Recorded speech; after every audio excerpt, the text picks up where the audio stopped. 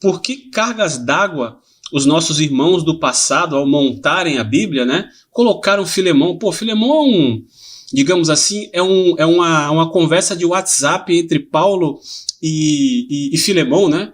O que essa carta está fazendo dentro do Novo Testamento? Por que essa carta está lá? Né? Uma conversa de WhatsApp aí, né? Mas na verdade não é uma conversa de WhatsApp, ela tem muito significado, mesmo sendo tão pequena. E é isso que eu vou mostrar para vocês a partir de hoje e nas próximas semanas. Então, raramente esse livro é pregado no púlpito ou ensinado em aulas de estudo bíblico.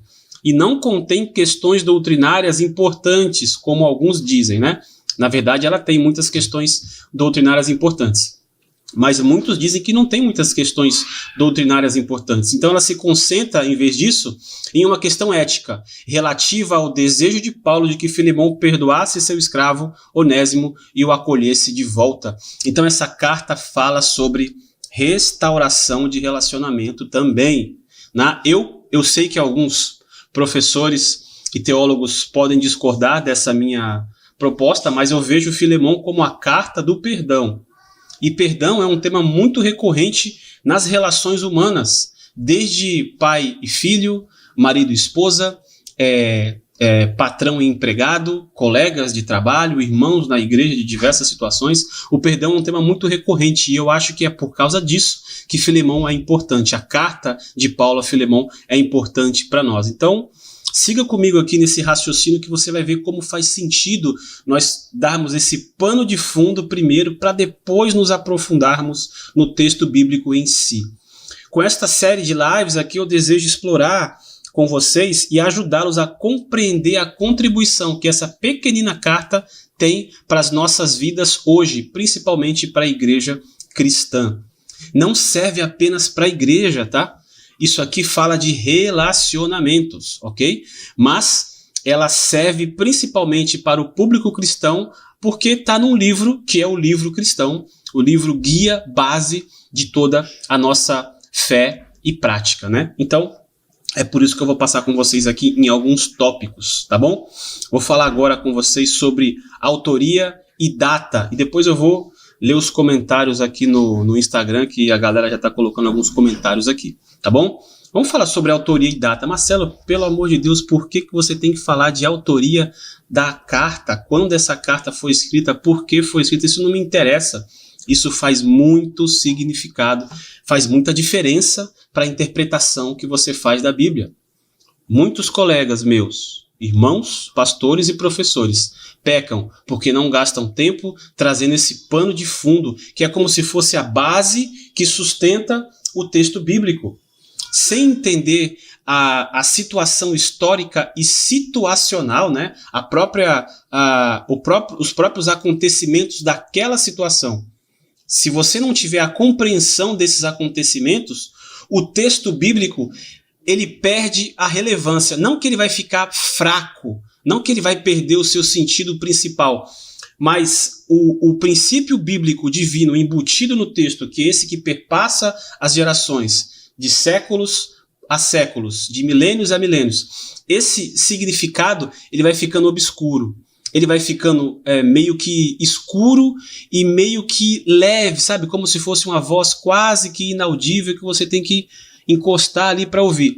E é dentro desse problema, dessa brecha, que entram as interpretações por inferência pessoal do próprio pregador que não estudou, e ele acaba falando o que acha que o texto diz, ok? Não é errado o pregador dizer o que acha na pregação, porém ele precisa achar baseado nas informações corretas. Ele não pode inventar um panorama situacional e a partir daquele panorama que ele inventou colocar o texto em cima e dar a explicação. Isso é um grande erro. Então por isso que é importante falarmos sobre esse pano de fundo, e a autoria e data são importantes. Por quê? Olha só, a autoria de Paulo ela é aceita até mesmo pela grande maioria dos estudiosos críticos, ok? Então até os críticos, até o pessoal da direita aceita o da esquerda aceita a opinião do da direita. Tá fazendo uma alusão aqui aos nossos dias, tá bom? Então até os críticos dessa autoria de Paulo acreditam que Paulo é o autor de Filemão. Isso dá pra gente bastante informação. É o apóstolo Paulo que está escrevendo, não é qualquer um outro Paulo, não é uma pessoa que está utilizando o nome dele, mas sim o próprio apóstolo. Então isso já traz, como eu falei para vocês, mais luz na hora de interpretar o texto quando a gente for ler. As circunstâncias em que a carta foi escrita apontam Paulo se identificando no versículo 1 como prisioneiro de Cristo. O escrito geralmente é incluído como parte do corpus chamado cartas da prisão, ou cartas ou epístolas da prisão, como por exemplo esse livro aqui, ó. O pessoal do YouTube aqui pode ver. Deixa eu ver se eu consigo mostrar para vocês aqui. Cartas da prisão, depois eu vou mostrar para o pessoal do Instagram. Olha aí, tá aí a capa, se você quiser dar um print, dá agora. Pô! E aqui o pessoal do Instagram.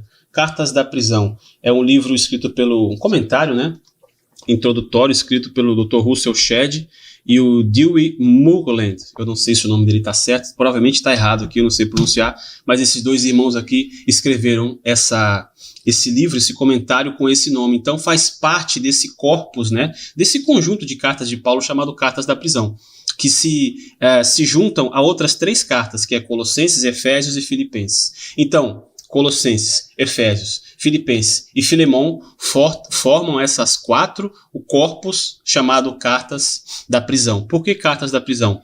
Porque Paulo escreveu enquanto estava preso. Paulo estava preso e se preocupou com resolver problemas doutrinários e relações pessoais, né, que estavam acontecendo com os irmãos lá fora. Então, já traz para a gente aqui mais uma lição. Paulo não se deixava se perder pela sua situação atual, mesmo se fosse uma situação de prisão e restrição. E alguns dizem que Paulo ficou preso numa casa alugada, ou seja, Paulo tinha que pagar o aluguel da prisão.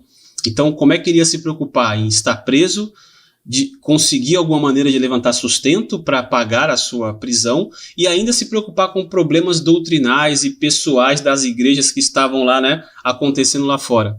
Então Paulo tinha essa visão missionária muito, muito forte, uma visão pastoral muito acentuada, né, nas suas atitudes, acredito que também no seu próprio interior, coisa que hoje também nós temos alguma carência, né? Alguns irmãos preferem assumirem esses postos e se distanciarem do povo ou apenas colarem com aqueles que lhes são convenientes. Então Paulo não tinha essa visão.